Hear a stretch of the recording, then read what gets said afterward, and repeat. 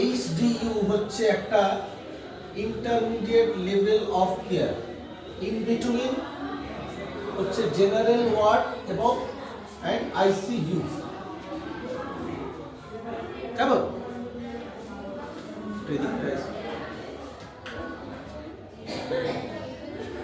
এবং আমরা যখন জেনারেল পেশেন্ট ওয়ার্ডে পেশেন্ট ঝুঁকিপূর্ণ হয়ে যায় তখন আমরা সেই পেশেন্টকে এইচডিইউতে অর্থাৎ স্টেপ আপ করি।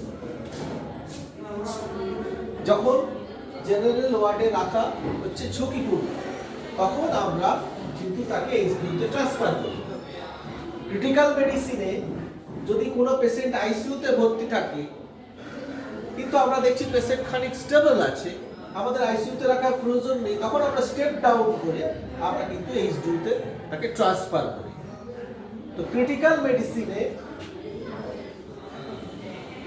মেডিসিনে এই এইচডিইউ যে গুরুত্ব এটা কিন্তু অপরিসীম। 58 সেকেন্ড হলে হয়ে গেছে।